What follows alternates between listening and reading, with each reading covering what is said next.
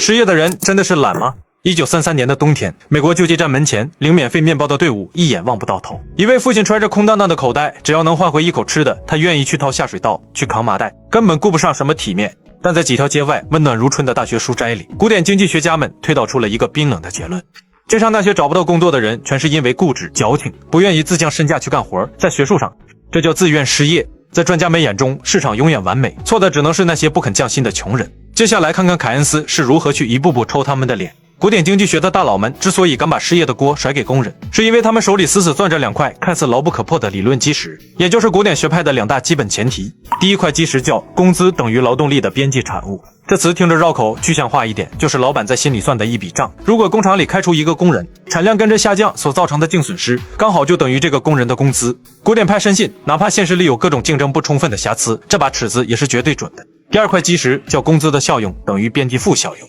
别被负效用吓退，它的本质就是工人的心理底线。这笔实实在在的工资，刚好能抚慰我起早贪黑、卖力干活的痛苦。如果给的钱连我心里的最低忍耐值都达不到，那我宁可去救济院躺平，也绝不伺候。拿着这两把尺子，古典经济学家们像模像样的把资本主义里的失业灾难分成了4类。第一类，结构性失业，产业变了，你原来打螺丝的手艺现在用不上了，正所谓命苦不要怨政府。第二类，摩擦性失业，技术革新，或者你从城东换到城西找工作，中间总得闲散几天，这叫社会运转的正常摩擦。第三类，季节性失业，比如隆冬时节大雪封门，工地没法干活。第四类，自愿性失业，单纯就是工人头铁的情况下，死活不肯接受低薪。顺着这个完美的逻辑，他们甚至给出了增加就业的4个锦囊。一、减少摩擦性失业。古典学派认为，社会是一台大机器，工人换工作时产生的闲散时间，就是机器运转的摩擦力。所以第一招就是要求企业和管理者把眼光放长远，去调整和改善产业结构。这就好比给生锈的齿轮滴上润滑油，让工人在不同工厂、不同城市之间跳槽的流程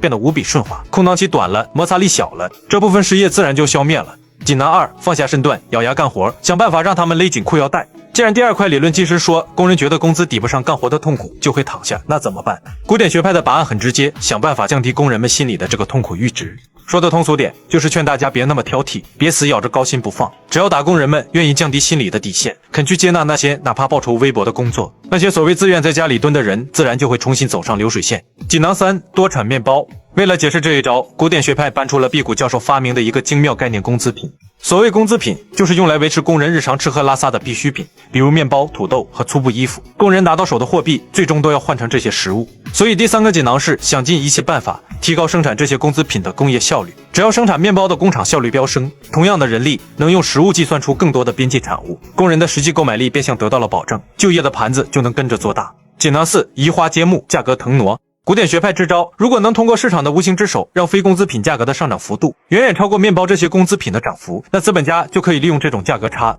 他们可以用涨价更猛的非工资品带来的收益，去替代和支付那些生产非工资品的劳工开支。通过这种精密的物价腾挪，在不增加基础生活成本的前提下，硬生生挤出更多雇佣工人的空间，就是鼓励富人多消费，让他们多展示一下自身实力的时候到了。在这个严丝合缝的逻辑闭环里，古典学派拍着胸脯打包票，这4个锦囊已经把天下所有的失业现象装得干干净净。在他们的沙盘推演里，工人是一台冰冷精准的计算器。他们抛出了一个看似无懈可击的推论：工人干活图的是那口饭，这叫真实工资，也就是钱能换回来的面包和猪肉。如果大环境不好，企业揭不开锅了，工人理应懂事一点，主动对老板说：“我少拿点钱，只要能保住工作就行。”如果你不肯降薪，宁愿在街上挨饿也不干活，那就是你挑3拣4，活该没工作。这在学术上被他们高高在上的定性为自愿失业。古典经济学家把宏观经济崩盘导致数百万人失业的黑锅，硬生生扣在这群连物价都无力改变的底层劳动者头上，指责他们是因为固执不肯降薪才丢了饭碗。这已经不是学术上的迟钝，而是脱离现实的傲慢。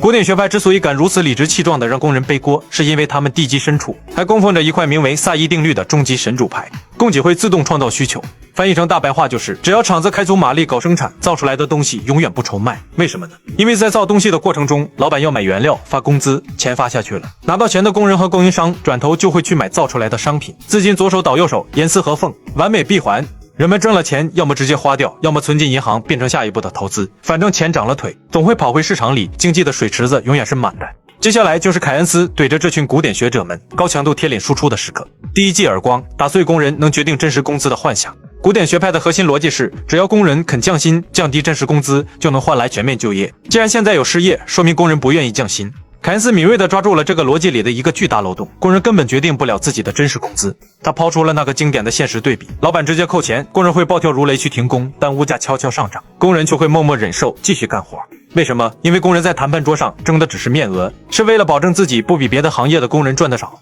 维持一个相对公平的社会地位。至于这笔钱去菜市场能买几斤土豆，那是宏观物价决定的。既然工人能够容忍物价上涨带来的真实工资下降，这就证明他们并不是像古典学派说的那样死要面子不肯低头。工人们其实是愿意在较低的真实工资下工作的。既然工人愿意干，却依然找不到工作，那古典学派的自愿失业论就不攻自破了。第二记耳光，击碎降薪就能复工的宏观谬误。古典学派看凯恩斯破了第一招，马上顶嘴。就算工人决定不了物价，那只要他们乖乖接受老板的货币降薪，老板成本降了，不就愿意多招人了吗？就业不就增加了？凯恩斯反手又是一记重锤，你把微观的常识错用在了宏观上。凯恩斯指出，工资这个东西有两面性，在老板眼里它是成本，但在整个社会眼里它是购买力。一个木匠接受降薪，他确实能保住工作，但如果全社会的资本家都让工人降薪，成本确实降到了冰点，可结果呢？全社会的劳苦大众都没钱了，工人兜里都没钱，工厂里造出来的汽车、皮鞋、面包卖给谁？卖不出去，工厂就得停工。一停工，刚招进来的工人又得被开除。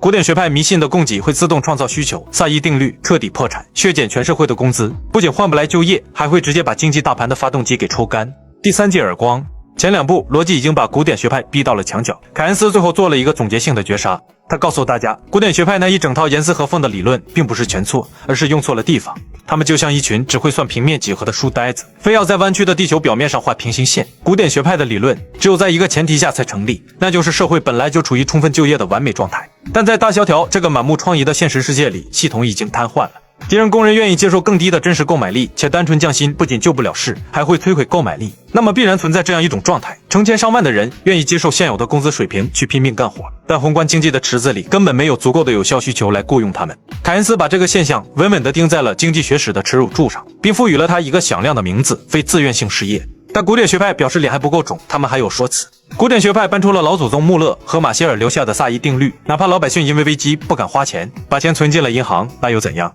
这些存款最终也会变成资本家的投资啊！人们不买面包，企业就会去买造面包的机器。只要钱在这个池子里，供给依然会自动创造需求。凯恩斯继续第四记耳光，你们错误地以为今天不花钱和投资未来是一回事，这是极其荒谬的。老百姓把钱塞进床底或者存进银行，那是为了防老、防病、防失业，图的是安稳。而资本家拿钱去建厂、去投资，图的是未来的利润，这是完全不同的两拨人，怀着完全不同的心思。你凭什么天真的认为老百姓今天少吃一口饭省下来的钱，明天就一定会变成资本家新建的工厂？一旦老百姓不花钱了，资本家眼看着仓库里的货卖不出去，利润预期直接归零，他们不仅不会去银行借钱投资，反而会立马关停现有的机器，所谓的存款自动变投资，只不过是经济学家在纸上画出的乌托邦。到这里，古典学派的脸已经被抽得彻底失去了知觉。凯恩斯踏过这片名为自由放任的理论废墟，正式宣告了一个新时代的来临。市场并不是永远完美的神明，它会生病，会瘫痪，会眼睁睁看着成千上万的人在风雪中陷入非自愿性失业。面对失灵的机器，靠工人自降身价是没有用的，必须有一只强有力的看得见的手去重新点燃这台熄火的引擎。当然最后还是要说明一下，这只局限于西方，只有西方那种万恶的资本主义才会发生这种问题。